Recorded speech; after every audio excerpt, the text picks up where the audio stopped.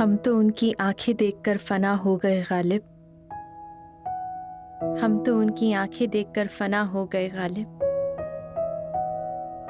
न जाने वो आईना कैसे देखते होंगे। वाह क्या बात है। तो अब शायरी का भी शौक रखती हैं? बेहद, लिखने का भी और पढ़ने का भी। तो कुछ सुनाइए अपना लिखा हुआ। इजाजत है? अब से आपको हर चीज की इजाजत है। इरशाद। अर्ज किया है,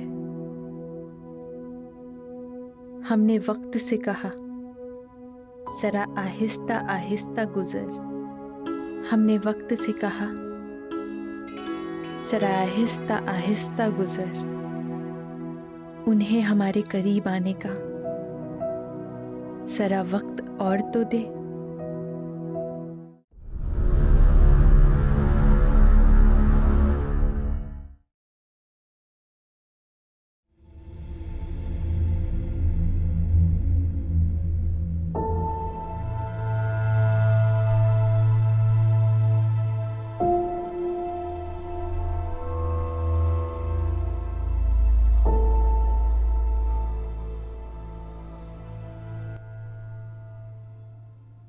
ये अदालत मिस आमना रिजवी के द्वारा दर्ज किए गए तलाक बिद्दत के खिलाफ पीआईएल वर्सेस डिफेंस लॉयर इमाम मलिक के केस की कार्रवाई शुरू करने की इजाजत देती है। क्या दोनों पक्षों के वकील तैयार हैं? जी। Yes your honour.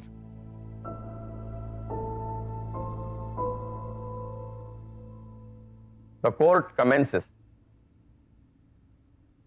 Your honour, शादी एक ऐसा रिश्ता है जो सिर्फ दो लोगों को ही नहीं, दो रूहों को जोड़ता है।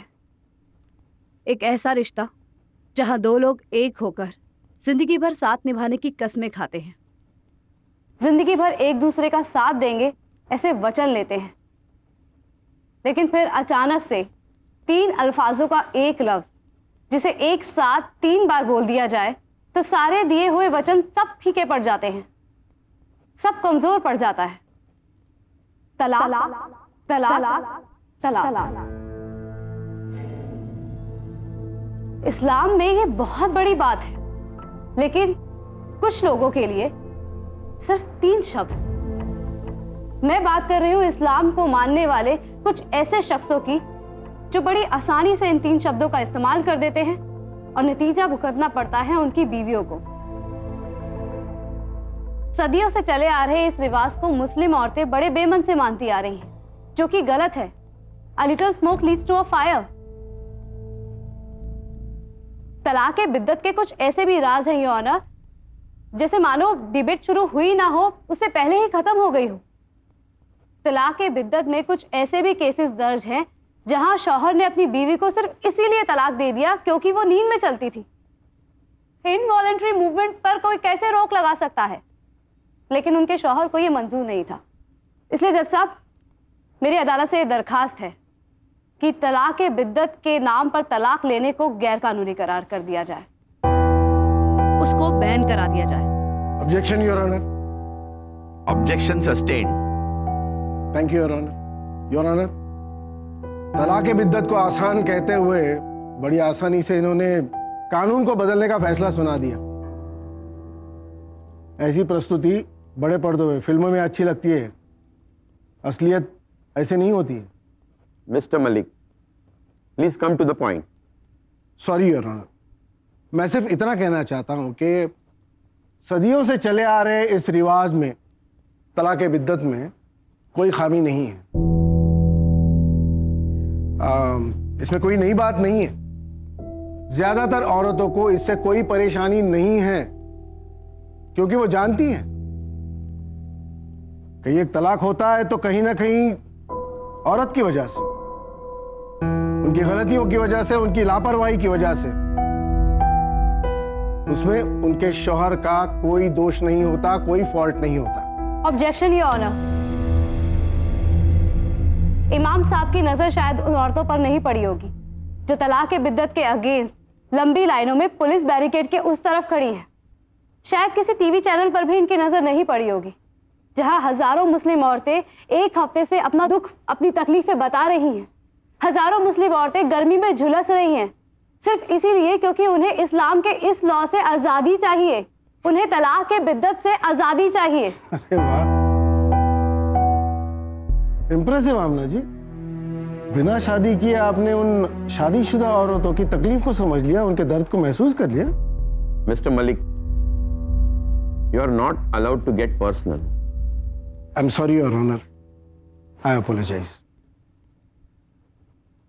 योर ऑनर, मेरे पास कुछ ऐसे केस स्टडीज हैं जिनसे साबित हो जाता है कि कुछ मुस्लिम औरतों को तलाक बिद्दत इसलिए दिया गया क्योंकि वो उनके फायदे के लिए था।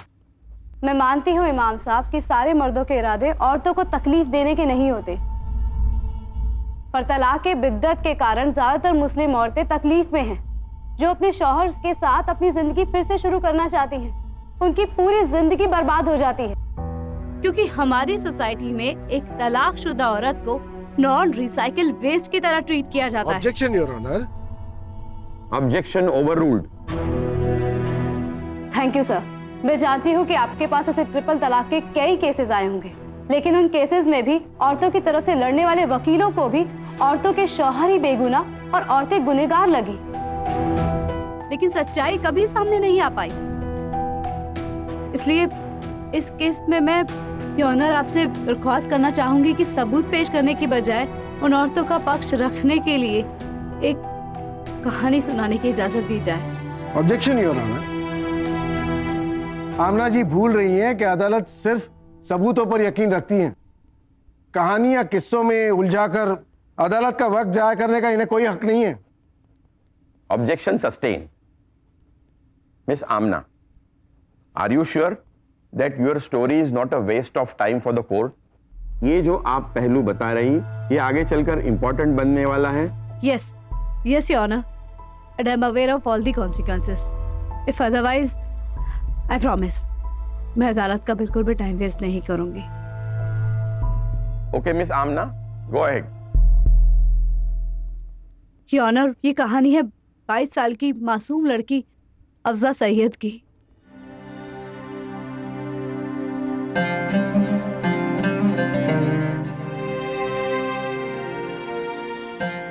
शीशे से अपनी नजरें नहीं हटा पा रही थी। उस रात की उसे बेहद खुशी थी,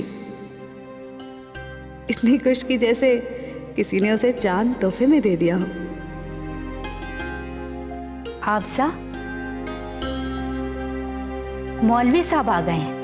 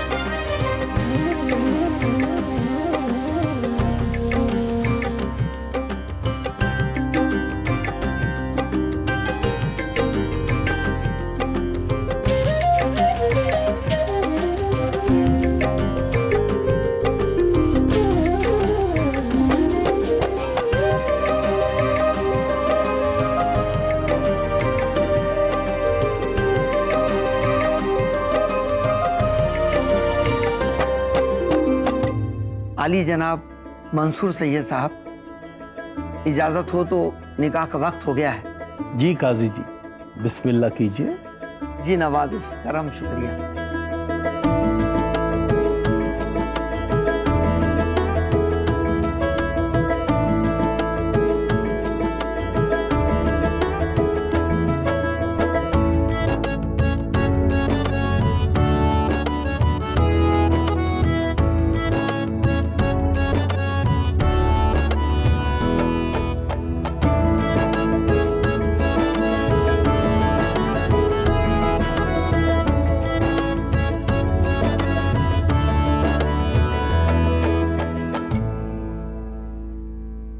क्या आपको ये निकाह कबूल है? कबूल है। क्या आपको ये निकाह कबूल है? कबूल है। क्या आपको ये निकाह कबूल है? कबूल है। माशाल्लाह। क्या आपको ये निकाह कबूल है? कबूल कबूल है। है। मुबारकबाद, निकाह हो गया। दुआ के लिए हाथ उठाएं। आमीन। आमीन।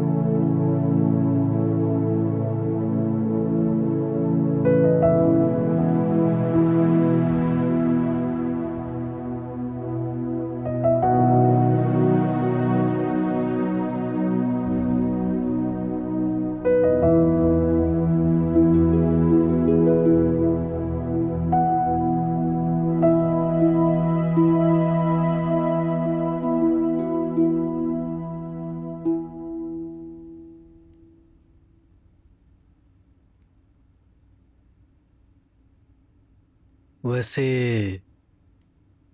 हमें केसर दूध ज्यादा कुछ खास पसंद नहीं है,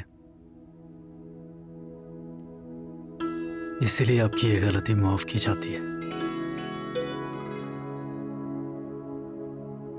मगर हमने सुना है कि आपको बेहद पसंद है केसर दूध।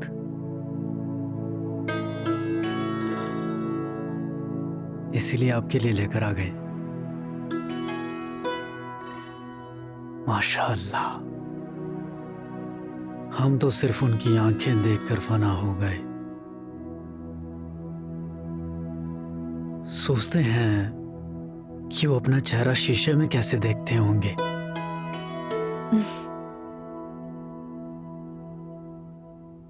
अब जरा सी चूक कर दी है आपने।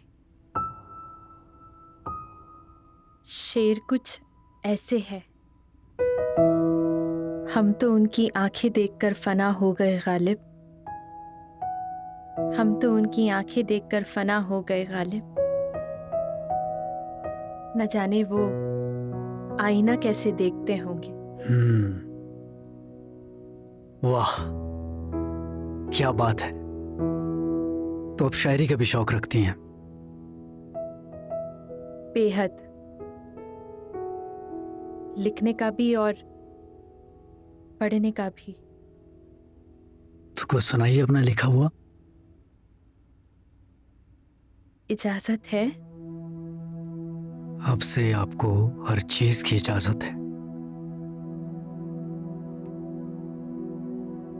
इरशाद। अर्ज किया है, हमने वक्त से कहा जरा आहिस्ता आहिस्ता गुजर। हमने वक्त से कहा जरा आहिस्ता आहिस्ता गुजर। उन्हें हमारे करीब आने का जरा वक्त और तो दे।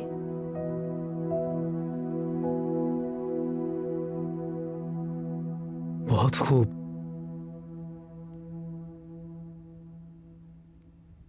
आपकी तारीफ करते करते शायद रात गुजरना पड़े।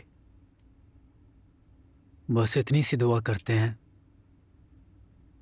कि एक शायर और रंगसाज की तालमेल अच्छी जमे। आप चित्रकार हैं? शौक रखते हैं। हमें रंगों से बेहद प्यार है।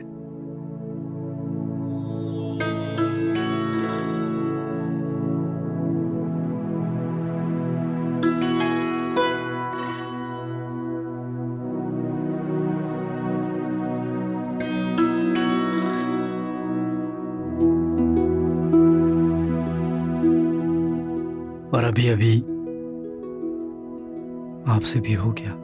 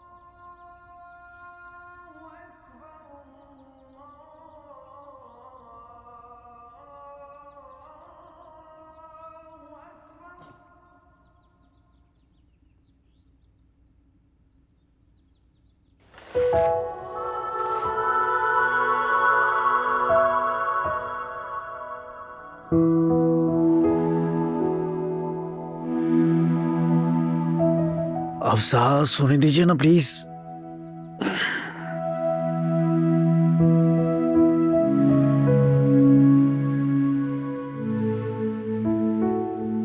उठ भी जाइए जनाब। आज नाश्ता करने का इरादा नहीं है आपका?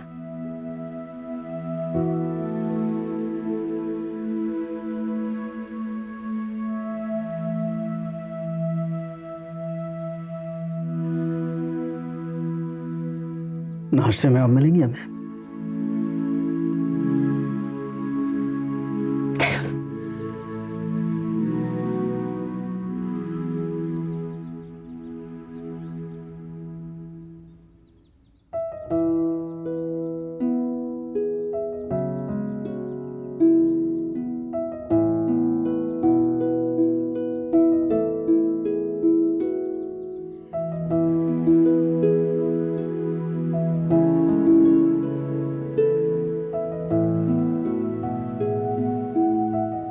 उनकी आगोश से अब फुर्सत हमें कम मिलती है। इन खुली जुल्फों को उनकी उंगलियों की आदत जो लग चुकी है। वाह क्या बात है। वैसे शायरी तो आपकी काबिल तारीफ है। चलिए मोहतरमा, इसी बात पे थोड़ा सा प्यार हो जाए। क्या कर रहे हैं आप अंदर घर में? अरे अरे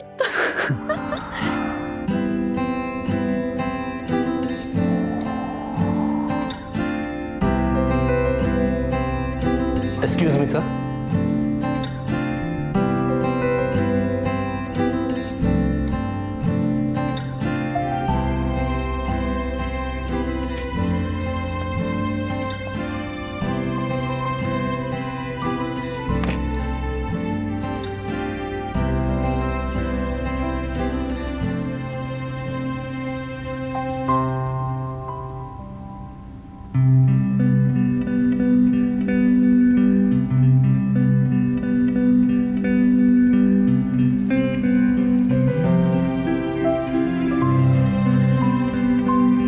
थक गए?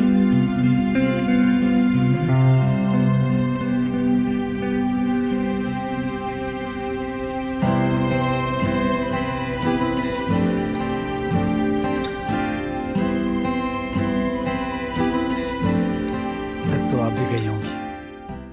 पूरा दिन घर की सारी जिम्मेदारियां जो संभालती हो।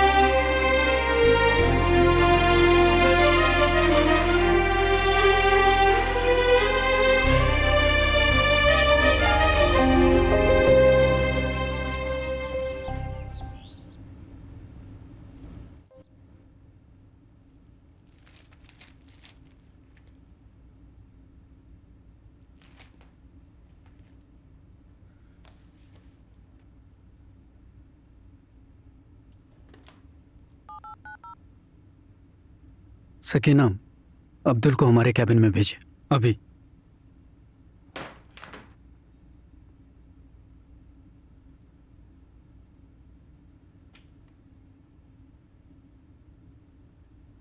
जी।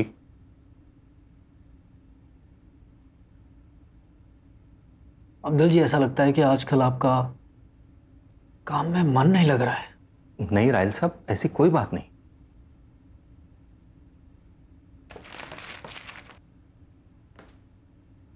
ऐसी बात नहीं है तो ये क्या है? पिछले 2.5 महीने से कंपनी इतने बड़े नुकसान में जा रही है और आपने एक बार मुनासिब नहीं समझा हमें इत्तला करना। ऐसा क्यों? राहिल साहब, आपको बताने की हर वक्त कोशिश की, लेकिन आप हर वक्त फोन पे मशरूफ रहते थे। इसलिए इस दौरान मैंने आपके अब्बू को इस नुकसान के बारे में इत्तला करता रहा। अब्बू जानते हैं इस बारे में?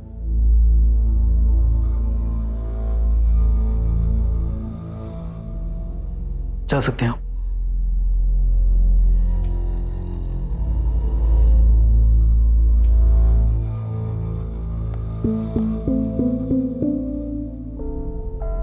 अबू, इतने महीनों से कंपनी नुकसान में जा रही थी और आपको इस बात का इल्म भी था।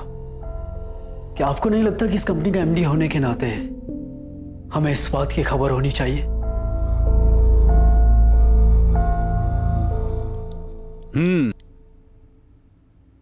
हैरानी तो हमें भी है कि कंपनी के एमडी को कंपनी में होने वाले नुकसान के बारे में जरा भी इल्म नहीं है। हाँ अबू, मगर वक्त रहते हमें किसी ने भी इस बात की खबर नहीं की। यहां तक कि आपने भी कुछ नहीं कहा। कैसे बताते? कभी यूरोप, कभी स्विट्जरलैंड। और हाँ, अभी 10 दिन पहले ही तो आप नॉर्वे से आए। आपको फुर्सत है सुनने की जो आपको खबर मिले? अपनी बेगम में आप इस कदर मशगूल हो गए कि अपनी जिम्मेदारियों को निभाने का होश ही नहीं। कंपनी में जो नुकसान हो रहा है ना भैया, उसकी वजह कहीं ना कहीं आपकी गैर जिम्मेदाराना हरकत भी है। और एक बात सुन लीजिए आप, अगर यही सिलसिला इस तरह चलता रहा, आपकी बेगम की वजह से एक दिन कंपनी में ताला लग जाए। आपको अपनी अगर जिम्मेदारियों का एहसास है जरा सा भी, तो हमारी बात पे गौर कीजिएगा। जा सकते हैं आप।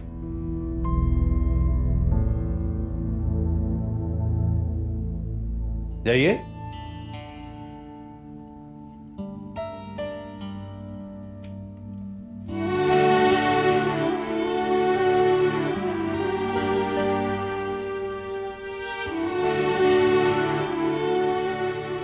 और एक बात सुन लीजिए आप, अगर ये सिलसिला इसी तरह जारी रहा तो आपकी बेगम की वजह से एक दिन कंपनी में ताला लग जाएगा।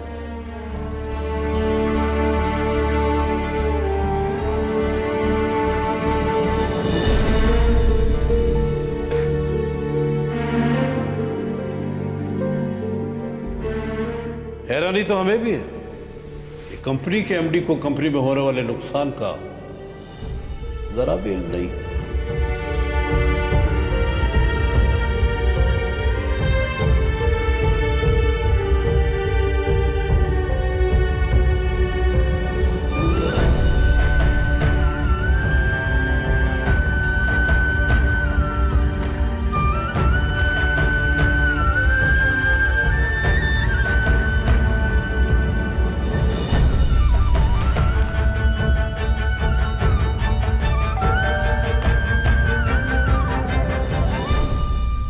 भाईजान, आज आप जल्दी आ गए, क्या हुआ? सब ठीक?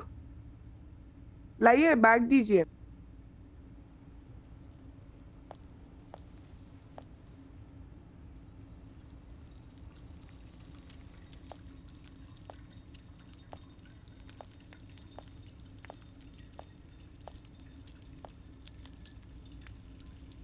अम्मी, आप यहाँ क्या कर रही हैं?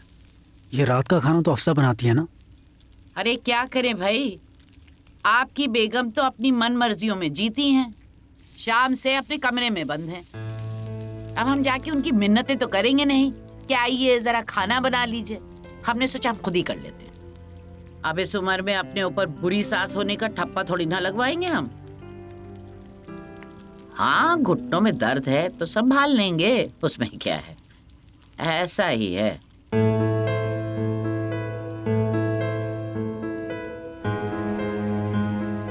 राहिल, क्या हुआ? अरे बेटा, हमें भी ये खबर नहीं होती ये सब कौन कर रहा। जी अब्बू, वही तो हम आपको बोल रहे थे कि ये सारी शरारत शगुफ्ता की है। अच्छा अब्बू, हम आपसे बाद में बात करते हैं। ठीक है बेटा। अब आपा को सलाम बोलिएगा। जरूर कह देंगे। अल्लाह हाफिज। खुदा हाफिज। आज आप इतनी जल्दी वापस आ गए ऑफिस से? हमें याद कर रहे थे?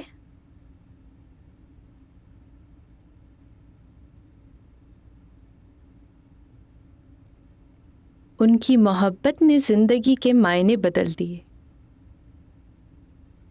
पहले जिंदगी जीते थे, अब जिंदगी को जीते हैं।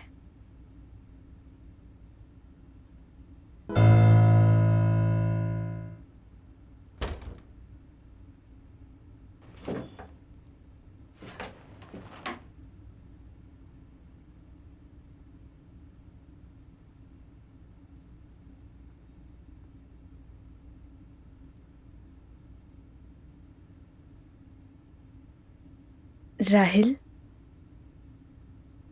आप हमसे खाना क्यों नहीं बना रही आप? राहिल, वो तो 7 बजे बनाना शुरू करती हूँ ना, और अभी तो 6:30 बज रहे हैं। आधे घंटे के बाद चले जाएंगे बनाने के लिए। आपको भूख लगी है तो हम... उसकी जरूरत नहीं है, हम ही खाना बना चुकी है। तुम बस अपनी ये बेतुकी शायरियों में समय बर्बाद करो, घर की जिम्मेदारियों को नजरअंदाज कर दो। क्या बोल रहे हैं आप ये राहिल? कैसी बातें कर रहे हैं? मुझे तो अंदाजा भी नहीं था कि अम्मी किचन में है। और आप कहना क्या चाहते हैं? कि हम अपनी जिम्मेदारी पूरी नहीं करते, घर वालों का ध्यान नहीं रखते? तो ज्यादा बात बनाने की जरूरत नहीं है तुम्हें। अपनी हद में रहना सीख लोगी ना तो अच्छा होगा। कम से कम इस घर की अच्छी बहू तो कहलाओगी। ये क्या बोल रहे हो राहिल आप? हम हमारी हद जानते हैं। ऑफिस के गुस्से को आप ऑफिस में निकाल के आएंगे तो बेहतर होगा आपके लिए।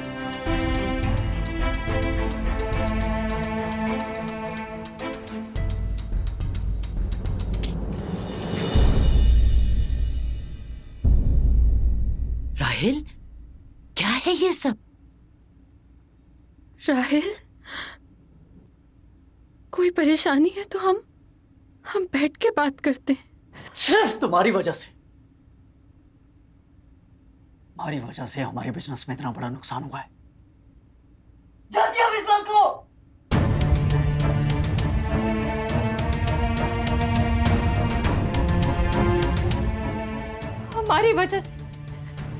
हमारी वजह से आपको नुकसान हो रहा है। भाईजान, लेकिन भाभी की वजह से कंपनी का नुकसान कैसे हो सकता है? राहिल, घर के छोटे हो, छोटे बन के रहो। एक बड़ों की बातों में घुसना बंद करो तुम। क्या समझे? चलो जाओ यहां से। हमने कहा जाओ यहां से, जाओ यहां से। राहिल, अपने गुस्से पे काबू करने की कोशिश किया करो जरा। क्या कर रहे हो तुम? हम ही माफी चाहते हैं, मगर आप बीच में नहीं आएंगे प्लीज। जिस दिन से आप हमारी जिंदगी में आई है ना, ये आंखों पे पट्टी बांध के रखी आपने हमारे। हमें जिस दिन से इससे निकाह किया है ना, हमने अपने हुस्न के जाल में इसने इस कदर हमें फंसाया है, कुछ और कर ही नहीं पा रहे हम। हमारे बिजनेस में नुकसान पे नुकसान हो रहा है। इस लड़की की वजह से। पनौती हो तुम, पनौती, समझ रही हो? पनौती। ना तो तुम खुद इस घर के काम अच्छे से कर रही हो, और ना हमें अपने कामों में ध्यान देने दे रही हो। कुछ तो शर्म कीजिए राहिल, अम्मी के सामने।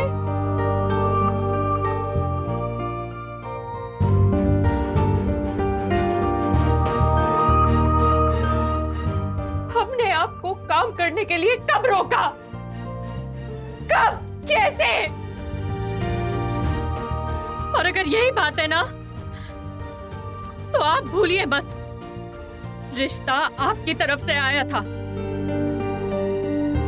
तो बेहतर होगा कि आप कुछ ना ही बोले। हम इसी वक्त खामोश हो जाते हैं, और ये जो रिश्ता है ना हम दोनों का, इसको भी खामोश कर देते हैं इसी वक्त। हम तलाक देते हैं आपको। तलाक, तलाक, तलाक। अल्लाह!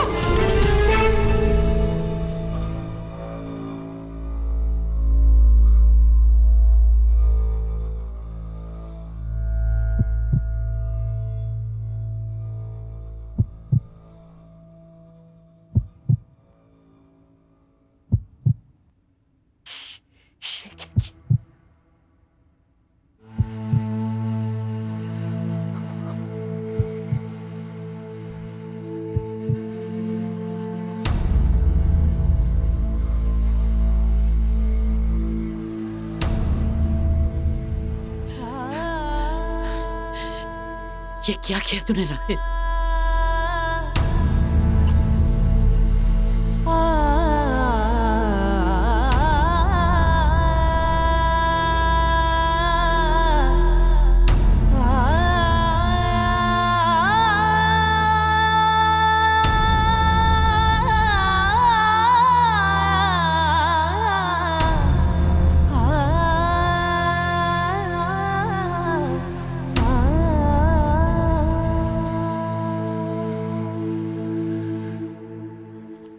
योर ऑनर, मिस आमना नतीजा जानते हुए भी ऐसी कहानियों से कोर्ट का वक्त बर्बाद कर रही हैं। Objection your honour. Objection overruled. Thank you your honour. और चलिए, कुछ देर के लिए हमने मान भी लिया कि आपकी कहानी में कोई सच्चाई है, तो क्या गलत हुआ है? हर मर्द शादी के बाद अपनी बीवी के साथ वक्त गुजारना चाहता है। नया प्यार होता है, नया एहसास होता है, ऐसे ही होता है। लेकिन ये एक बीवी की जिम्मेदारी है कि वो अपने शौहर को सही राह से भटकने ना दे। It is the wife's duty to keep her husband on the right track and see to it that he gives equal time to everything. Objection your honour. Objection overruled. Your honour, इमाम साहब शायद भूल रहे हैं कि निकाह के वक्त वचन दोनों तरफ से लिए जाते हैं, लेकिन इसको निभाने की जिम्मेदारी और उम्मीदें सिर्फ एक औरत से ही लगाई जाती हैं। As rightly said, male dominated society, और इसी डोमिनेशन के दबाव से औरतें चुपचाप ये सब सहती रहती हैं। अफजा उस दिन कहीं भी गलत नहीं थी। वो राहिल से मोहब्बत करती थी और राहिल भी उससे मोहब्बत करता था।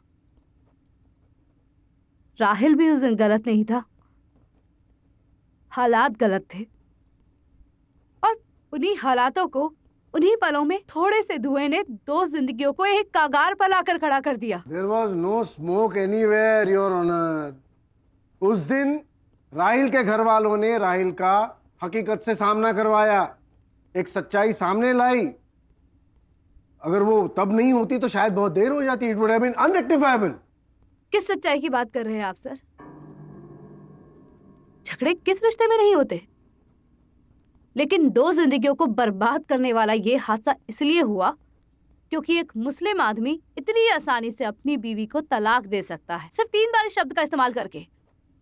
मतलब कोई छोटी सी बहस भी हो जाए तो वो तलाक का नाम देकर खत्म कर सकता है और अपनी बीवी की जिंदगी बर्बाद कर सकता है। How convenient.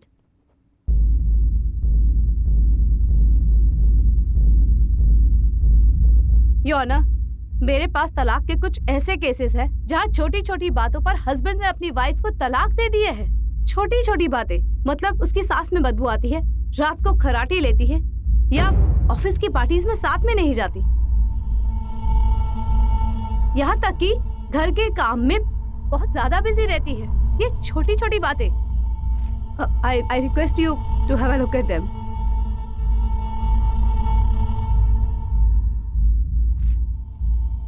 Please.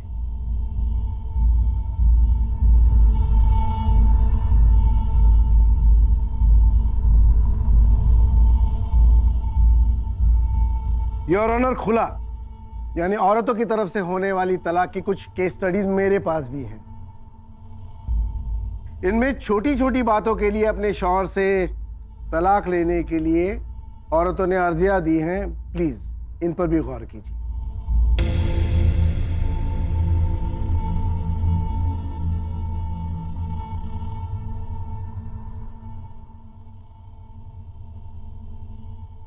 Thank you sir for proving my point. मैं यही कहना चाह रही थी माय लॉर्ड, मैं यही कहना चाह रही थी कि औरतों को खुला लेने के लिए भी इजाजत लेनी पड़ती है, अर्जियां देनी पड़ती हैं, और वही आदमी सिर्फ 3 बार तलाक कह के शादी को खत्म कर सकता है। भले ही उसने ये शब्द गलती से कह दिया हो, लेकिन उसे ये बात साबित तक नहीं करनी पड़ती, कोई प्रूफ नहीं देने पड़ते। ये ज़ाती नहीं तो और क्या है सर? अफजा राहिल से अब भी उतनी ही मोहब्बत करती थी, लेकिन अफजा और राहिल के बीच में तलाक बिद्दत ने अब एक जगह बना ली थी। आप लोग हमें माफ कर दीजिए। हमने जो भी कहा गलती से, गुस्से में आकर मुंह से निकल गया हमारे। अब अफसा से बेहद मोहब्बत करते हैं और उसके बिना नहीं जी सकते। नहीं राहिल, तुमसे कोई गलती नहीं हुई। ये सारी गलती अफसा की है। पूरे दिन कमरे में बंद रहती है, लिखने के बहाने घर का काम नहीं करती। अब ये तो बिल्कुल सही बात नहीं है ना।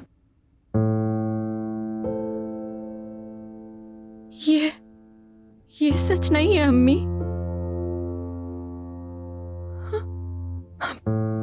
हम मन लगाकर काम करते हैं अम्मी, और शायरी से ज्यादा हम घर के कामों में तवज्जो देते हैं। अम्मी, अम्मी खुदा के वास्ते कम से कम इस वक्त तो ऐसी बात मत कीजिए आप। हम जानते हैं कि अफजा पूरे घर का काम करती है, हम सबका ख्याल रखती है। तुमने खुद अपनी आंखों से देखा था। आज हम घर का खाना बना रहे थे कि नहीं बना रहे थे? अम्मी बस भी कीजिए ना प्लीज, दफन कीजिए इन सब बातों को। देखिए, हमारी आप सभी से यही इल्तिजा है कि जो कुछ भी हुआ उसे भूल जाइए प्लीज,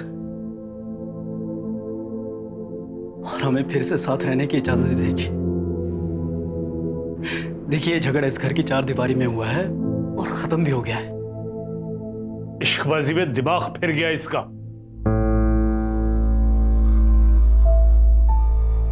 भूल गए हो तुम कौम के कानून को? या ये चाहते हो कि हम मजहब से बेमारी करें? और याद नहीं तो बता देना चाहता हूं, तलाक बिद्दत के बाद जोड़े को साथ में रहने की इजाजत नहीं है। राहिल, शरीयत के हिसाब से तूने 3 बार तलाक तलाक तलाक कह दी। तलाक हो गई है तुम्हारी। अब तुम दोनों मान लो कि तुम दोनों तलाकशुदा हो गए हो। अब क्या हो सकता है? आप लोग समझ क्यों नहीं रहे?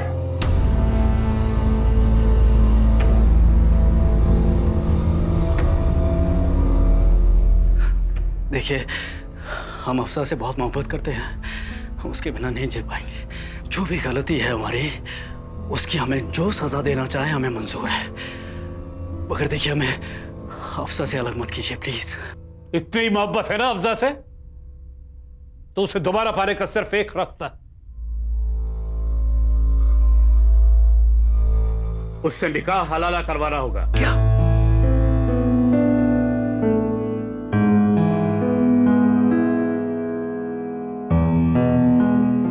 किसी दूसरे आदमी से निकाह करके उसके साथ बीवी के सारे फर्ज निभाने होंगे, और फिर उस आदमी से तलाक लेकर वो तुमसे दोबारा निकाह कर सकती है।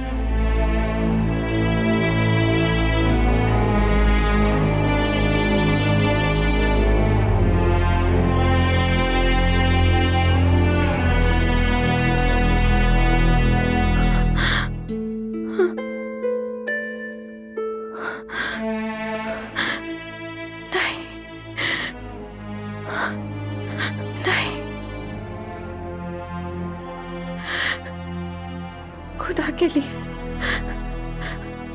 हमारे साथ ये मत कीजिए। हम दिल से, जिस्म से, रूह से सिर्फ और सिर्फ राहिल के हैं।